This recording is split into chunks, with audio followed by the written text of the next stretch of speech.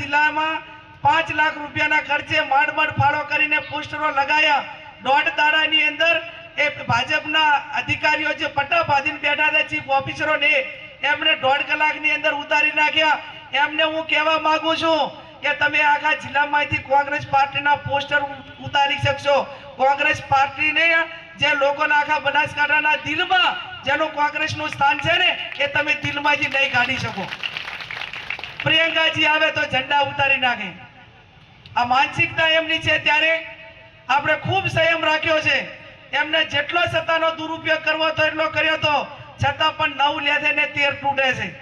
એમને બેલેટમાં જે વોટ હતા એ ખોટા કરાવ્યા, અધિકારીઓના ખોટા કરાવ્યા, તમામ મશીનરીનો ઉપયોગ કર્યો, છતાં પણ હું આજે ઇકબાલ ગઢની જનતાને જાહેર વિનંતી કરીને કહું છું અને ભારતીય જનતા પાર્ટીને ચેલેન્જ ફેંકું છું કે 24 કલાક છે, હવે ઓછા ના ઉતરતા। અમારો બનાસકાંઠા જિલ્લો એ તમને જવાબ આપવા માટે સક્ષમ છે। પણ કહેતા ને કે અફસોસ રહી ગયો અને એટલા માટે હું તમને કહું છું જેટલો તમારે મશીનરીનો દુરુપયોગ કરવો એટલો કરી લેજો। આ મશીનરીનો દુરુપયોગ કરવા વાળાઓ, આ તમને આંકાઓ બચાવવાળા કાયમ સત્તા ઉપર નથી રહેવાના। અને જે દાડે તમે સત્તા એ લોકો જ્યારે સત્તામાં નહીં હોય 8મી તારીખે તમારો પણ ફોન નથી ઉપાડવાના। અને એટલા માટે એમ કહું છું કે તમે લોકશાહીનું ગળું ના દબાવતા, લોકશાહી ઢબે ચૂંટણી થવા દેજો।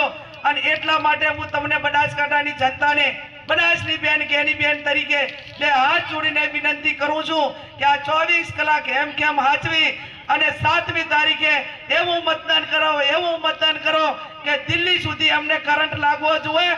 અને હાજે કોંગ્રેસના પંજાના બટણ એ એજન્ટો એમ કહે કે કેનીબેન આ બૂથ ઉપર આટલી લીડ નીકળવાની છે, એ સ્થિતિનું આપ સૌ નિર્માણ કરજો કે આપણા બનાસકાંઠા જિલ્લામાં 5 લાખ રૂપિયાના ખર્ચે માંડ ફાળો કરીને પોસ્ટરો લગાયા।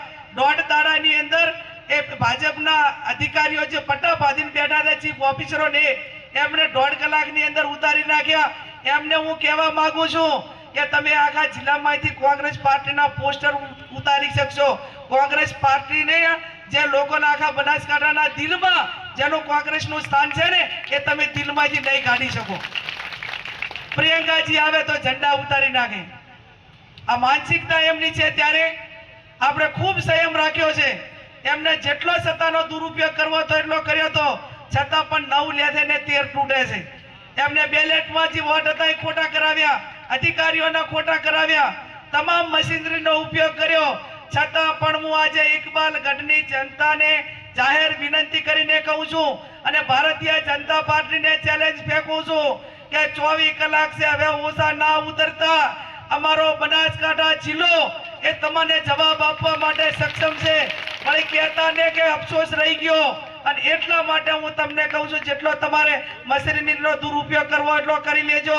આ મશીનરીનો દુરુપયોગ કરવા વાળાઓ, આ તમને આંકાઓ બચાવવાળા કાયમ સત્તા ઉપર નથી રહેવાના।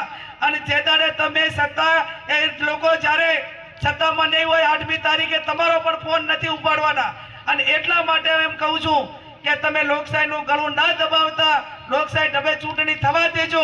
અને એટલા માટે હું તમને બનાસકાંઠાની જનતાને બનાસની બેન કેની બેન તરીકે બે હાથ જોડીને વિનંતી કરું છું કે આ 24 કલાક હેમખેમ હાચવી અને 7મી તારીખે એવું મતદાન કરો કે દિલ્હી સુધી અમને કરંટ લાગવો જોઈએ।